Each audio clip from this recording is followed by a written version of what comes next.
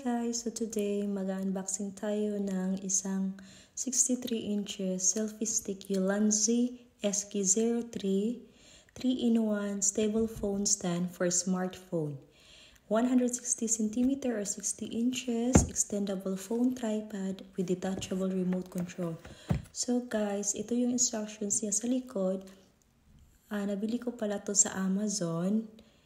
At yan, dumating na siya and naka-covered talaga siya ng plastic o cellophane para totally talaga na hindi damage yung item pag dumating sa inyo.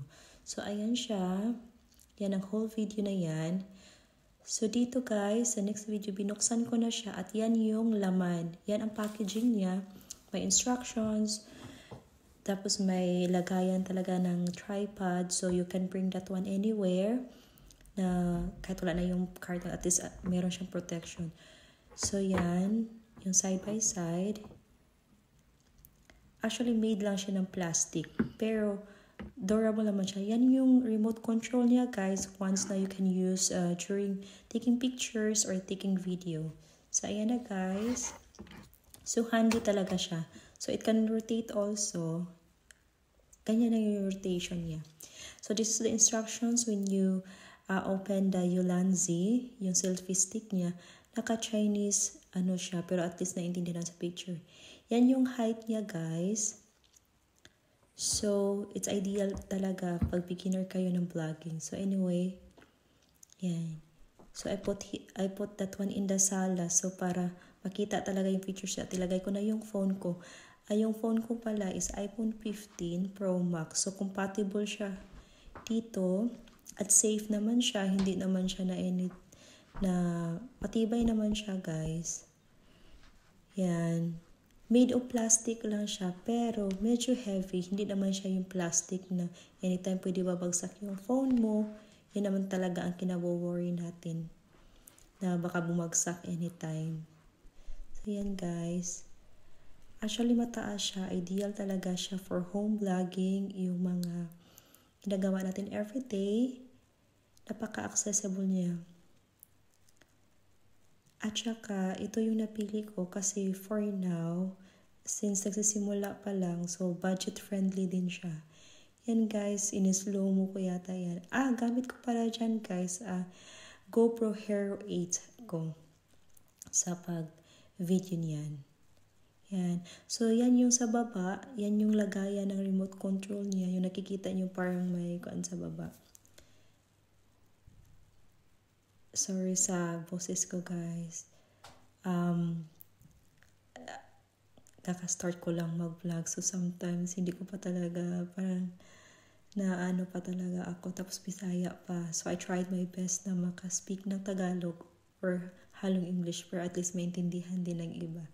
So, guys, sa lahat ng gustong bumili ng mura at durable na pang selfie stick at the same time para makakreate kayo ng small videos even nasa bahay lang kayo.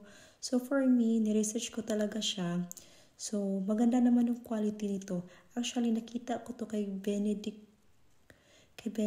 nung na nag-promote siya nito. Sabi niya ito daw yung ginagamit niya even before itong brand na to na Ulanzi.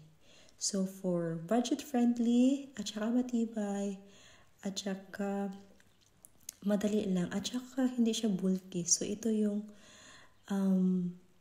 piliin nyo guys. Hindi po ako sponsor nito. But for us, yung nagsisimula pala ng vlogging. So, lahat kung pwede i-advise ko. At least man lang makagive ng idea sa mga beginners just like me. Ito yan. Pinaikot ko guys. Pasensya sa mga maduming kalat.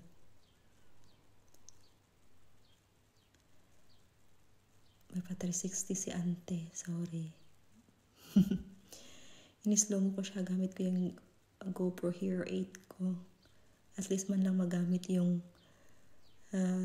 GoPro ko. Yan. Pasensya na. Medyo nahaba pala. Pasensya sa mga kalat.